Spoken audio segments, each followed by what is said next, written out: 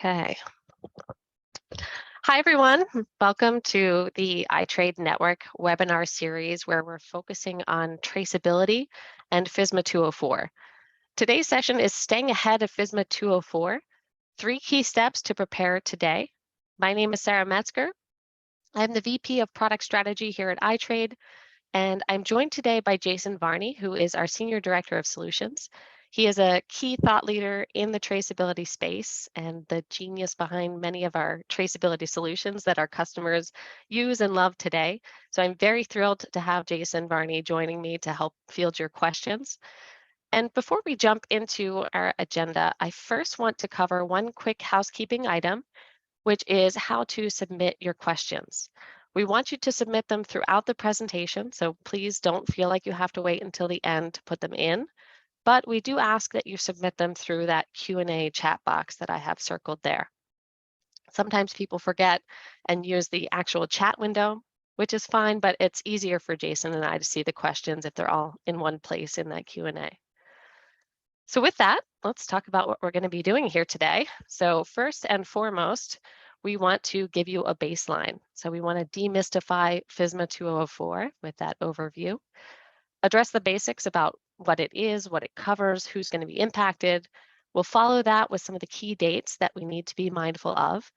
And then we'll give you some homework, right? So what are the 3 key steps that you can start to do to take action and begin preparing today? And then last but not least, iTrade Network has a number of solutions that can help. So as we talk about those key steps, I also want to highlight for you the areas where we can assist. So if you do find that there are gaps, or if there are things that you need to address within your current workflow, we can help. We'll also throw some solution demos in there as well, so you'll get to see some of our really cool traceability capabilities. So let's dive in and talk about FSMA 204. So what is it? Well, if we boil it down to the bare minimum, what it really is a record-keeping requirement. So FSMA 204 specifically mandates how traceability records must be maintained. And there's 2 key pieces to that in my mind. One is the turnaround time. So you must be able to provide records within 24 hours of a request. That's not a lot of time, so we need to be prepared. We need to have good systems in place. The second piece is that the data and records have formatting requirements.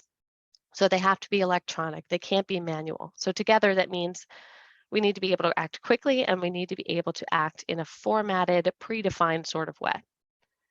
So the next question that I always get when we get to this point is, will it impact me? Right? So as soon as people hear about this regulation, they want to know whether or not it's going to be something that they need to worry about. And the first term that we're going to cover here is how we're going to determine whether you need to worry about it. And that's the FTL, the food traceability list. The FTL is a list of 22 items, 22 foods that have been identified.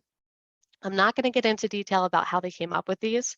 There's a whole matrix involved and risk assessments and things like that. But this is the list. It's been fairly final for a good period of time. There were some key adjustments that were made early on, one of those being the addition of these descriptions. So it's been slightly modified from the very beginning, but not too many changes in terms of the foods that are included and excluded. So what we'll see here are some non-surprising items, right? Leafy greens, melons, peppers, things that we hear a lot of recall buzz about. Certainly doesn't surprise us that they're on this list. We're also going to see a number of fresh cut vegetables and fruits, as well as some ready to eat deli salads, anywhere where those preparation steps they offer for these things to be included on the list. We'll see some cheeses. We have soft cheeses, shell eggs, a number of seafood items, fin fish, crustaceans, mollusks, as well as some center of store items, so things like nut butters. The key to this is really that highlighted section at the bottom there, because it relates to anyone who is manufacturing, processing, packing, or holding these foods. So there's a whole workflow. It's not just the growers that are on the hook for this. Anyone that's a part of this overall workflow, this overall process, is going to be a part of this regulation. Except, there are exceptions, except for a number of different things. So there's all sorts of additional elements to this regulation. Where are we exempt? Well, in some cases, we might be exempt based on things that are rarely consumed raw, so RCR designation. And this is worth pointing out because this was one where initially on that list, they had leafy greens and then they had collard greens listed under the description.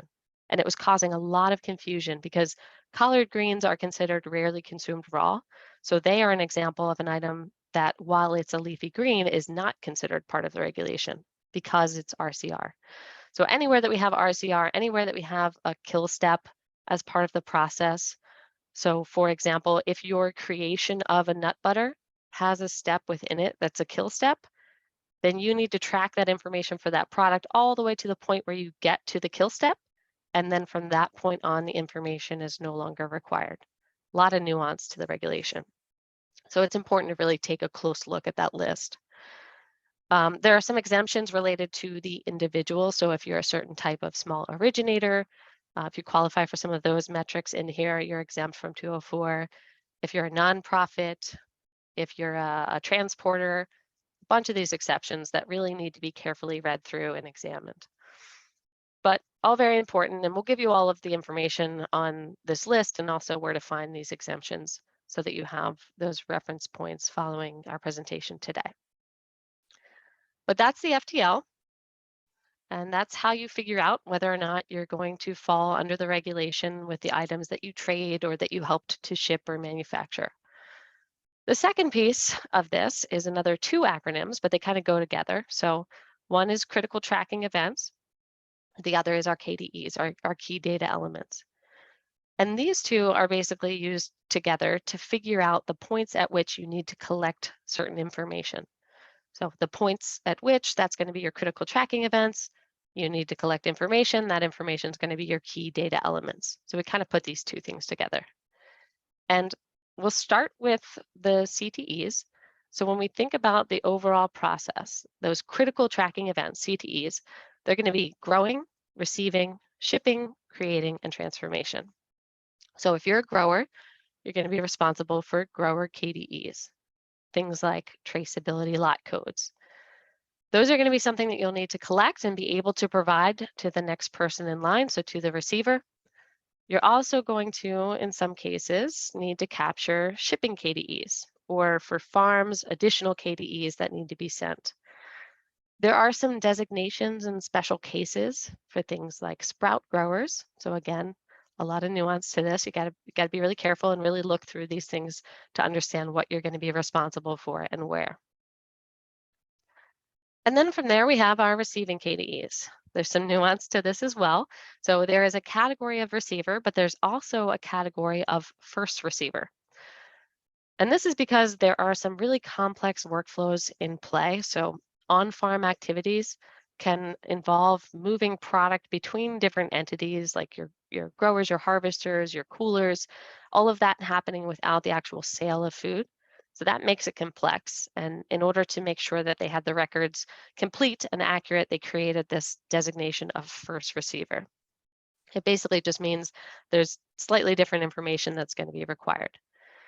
And the first person who takes physical possession, who purchases it and takes physical possession, is considered to be the first receiver. So if you have a broker relationship and someone who's sort of in between but never takes possession of the product, that's not going to be a first receiver KDE. So there again, questions that we need to ask, really need to understand the workflow, really need to understand where you fall in that lineup to know which one you are. Are you a receiver or are you a first receiver? There's some other nuance that I listed there. Deli foods don't have a first receiver.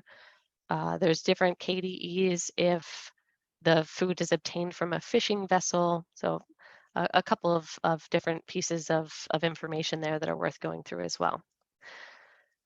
But from there, we then have our shipping KDEs, our creation KDEs, and our transformation KDEs.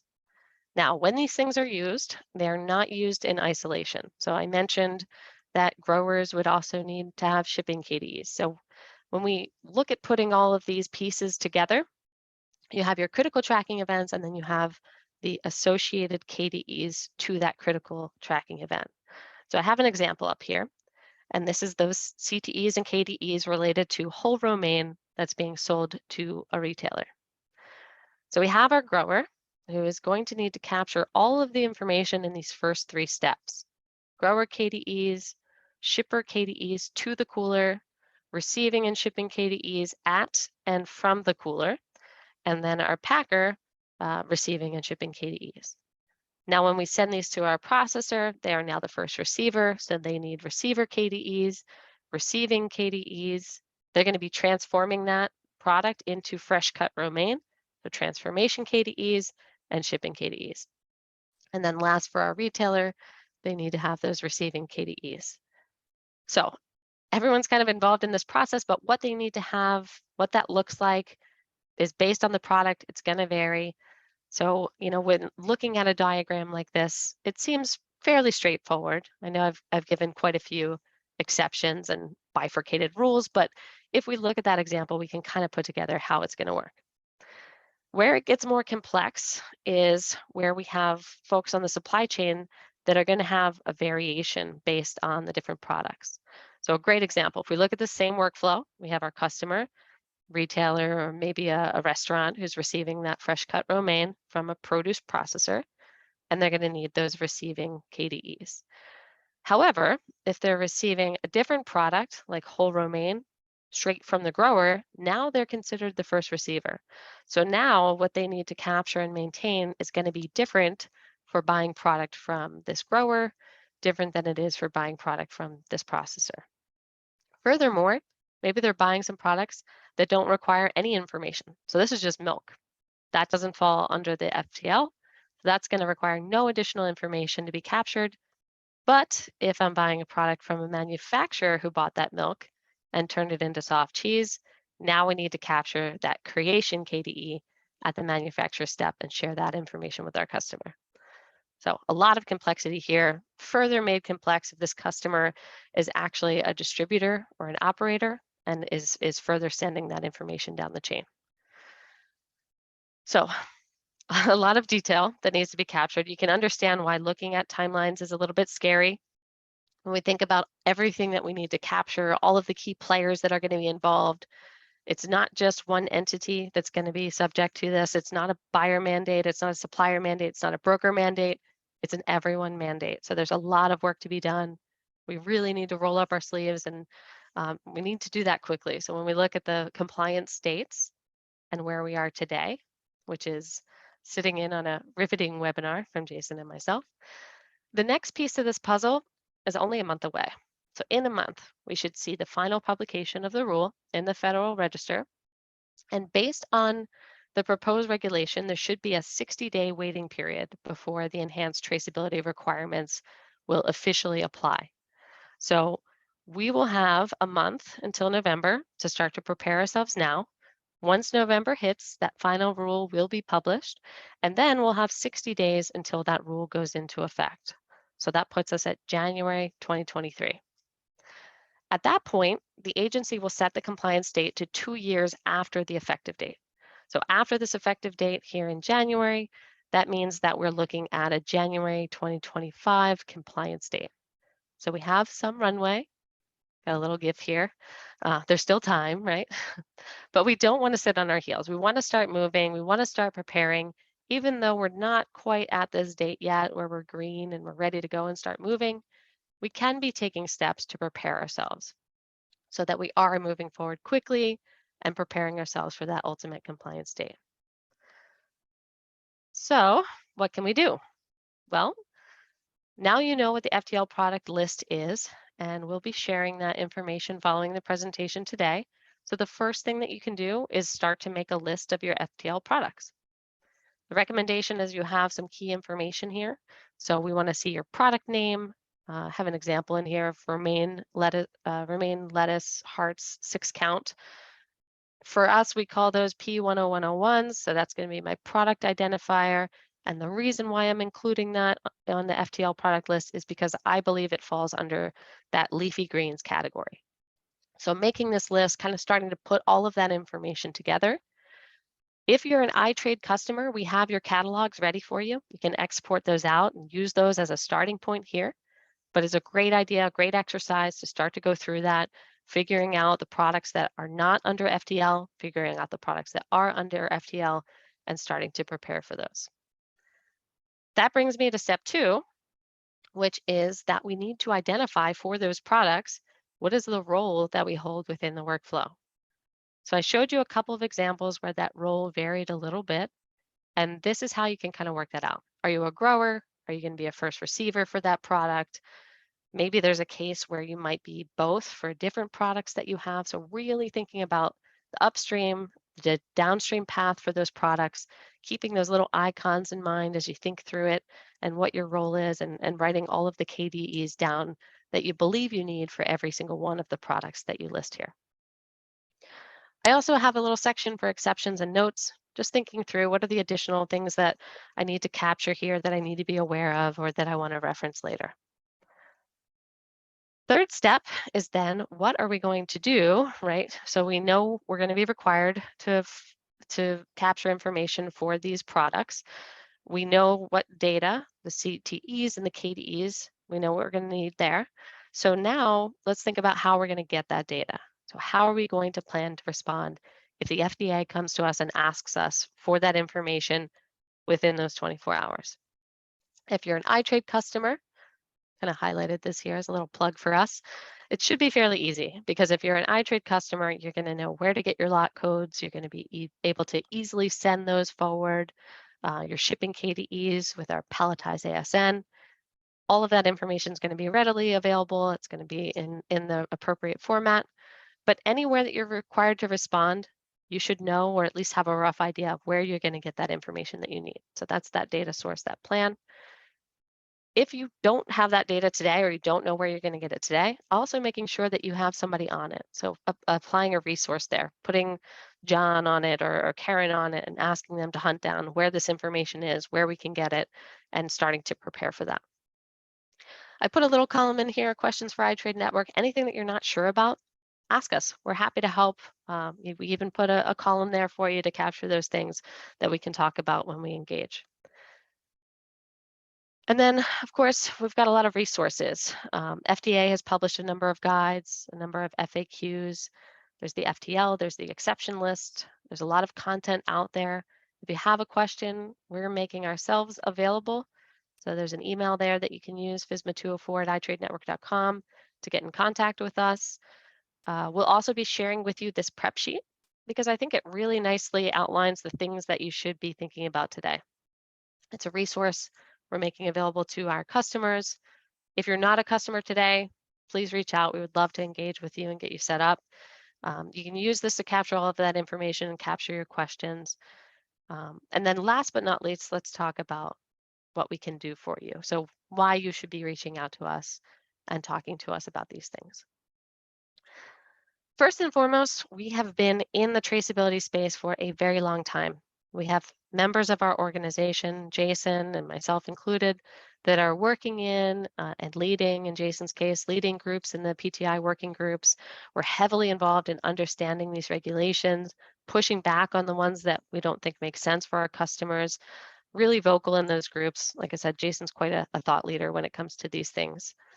The second piece to that is we've developed our solutions for our customers. And we have customers at every step along the supply chain. So we recognize key pains and key problem areas for all of our customers. And we've tried to do our best to make sure that our solutions are easy to use, price available to our customers, and best in breed in the space. So when you look at those solutions that we have in place, like I said, we've been doing that for quite some time. So a number of these solutions have been around for a while.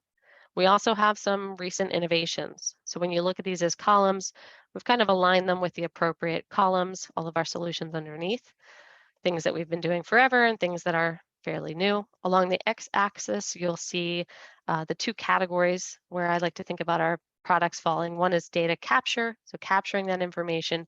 The other is what are we doing with that data. And so the two items I want to talk about today are going to be the most relevant to FSMA. So that's going to be our labeling capability and our palletized ASN. Labeling kind of falls to those grower KDEs. So that need to be able to capture and share traceability lot codes, other grower types of information right from the start. We do that with a best in breed labeling solution. So harmonized PTI labels right out of the box, easy to configure, easy to use. So this is how you're going to be able to create case and pallet labels Those are going to be critical when it comes to the next step, which is how do we share that information forward? Or if you're a receiver, how do you receive that information to have in your own records? And that's going to be in the form of a palletized ASN. That's going to contain within it all of the traceability information about those products. So our solution allows customers to scan PTI case, scan pallet, combine all of those with purchase order information. So everything that is required to be captured and shared electronically will be easily available and sent automatically through that trade event. So that additional information is going to include tracking number, it's going to include lot information, all of those KDEs that we just covered.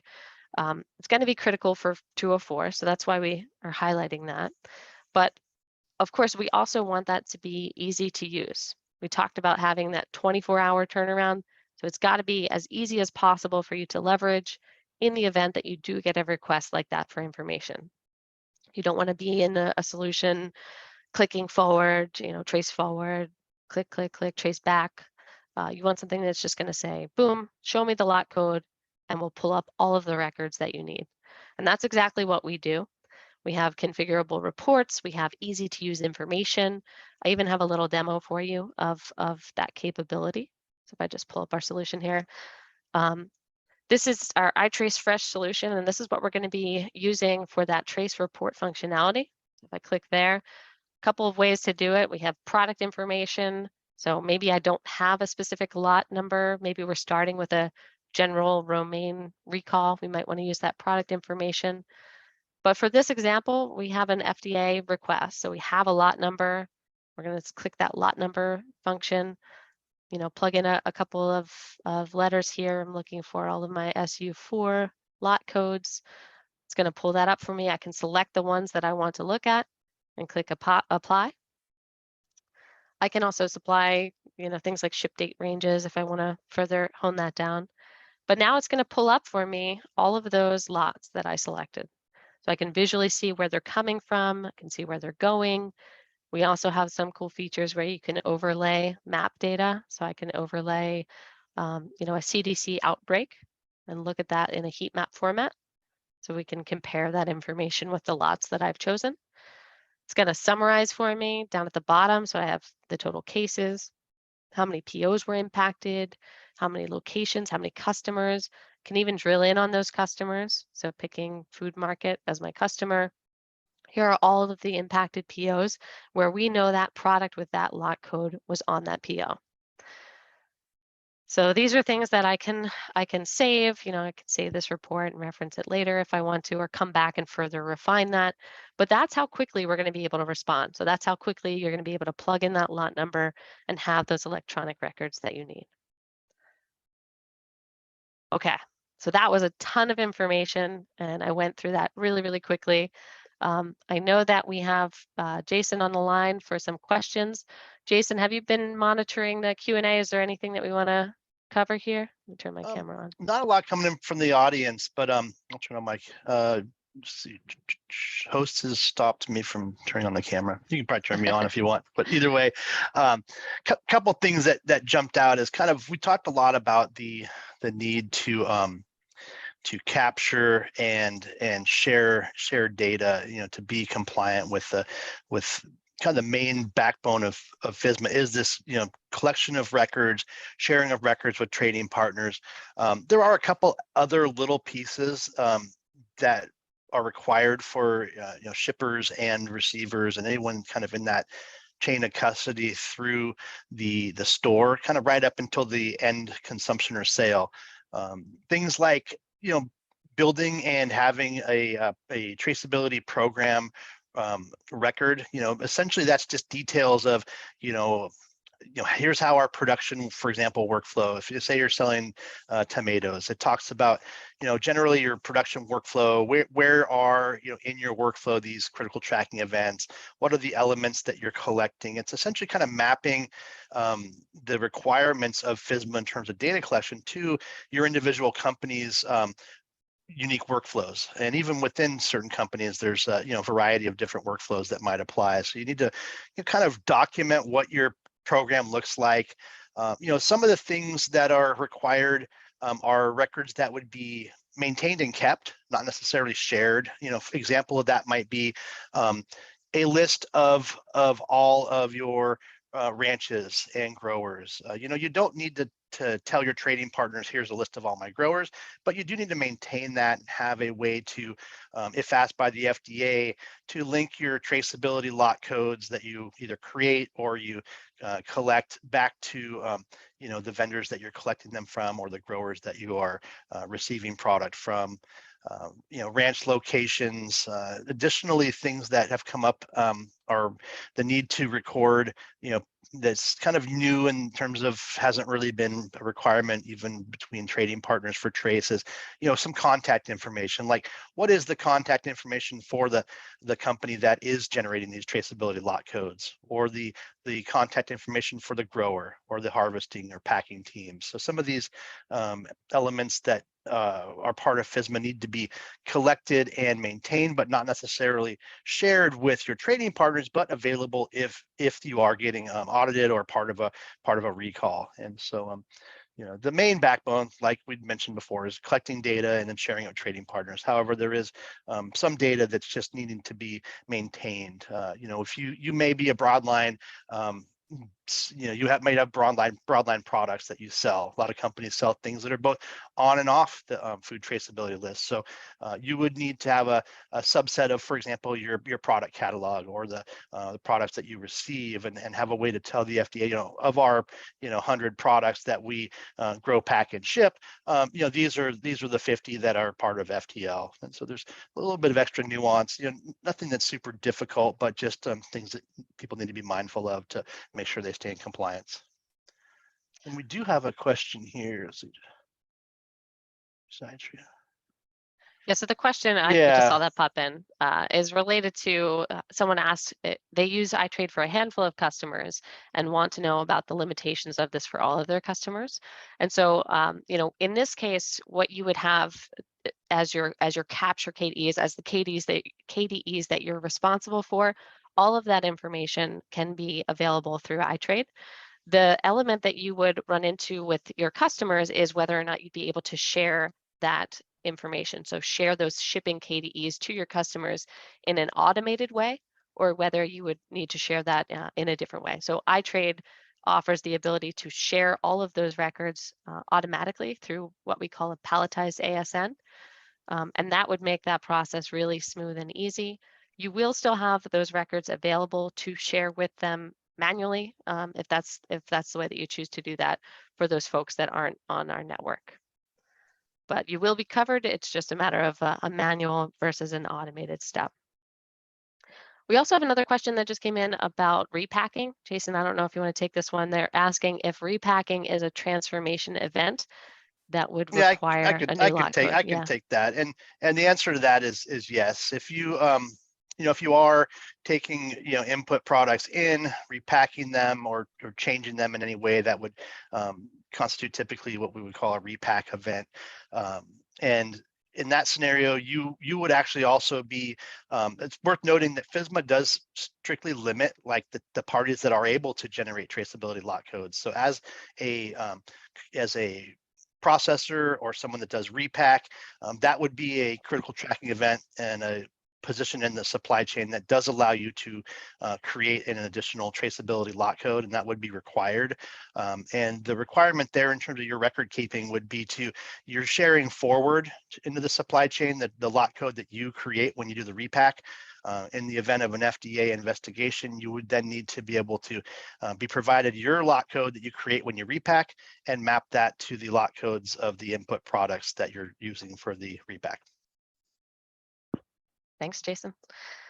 And unfortunately, I thought I was talking fast through that presentation, but I didn't leave us a ton of time here at the end. So for the questions that are still unanswered, we will reach out to you separately. I did want to make sure I left some time to talk about the rest of the series that we have coming up. So we hope that you'll join us as we learn more information about FSMA 204. We're going to have some upcoming webinars. We will be at IFPA, so also please stop by and chat with us if you're there as well, or schedule a meeting with us. Again, that email is down there for any questions that you have related up to FSMA 204. We're here, we're eager and happy to help, and we appreciate your time today. Thanks, everyone.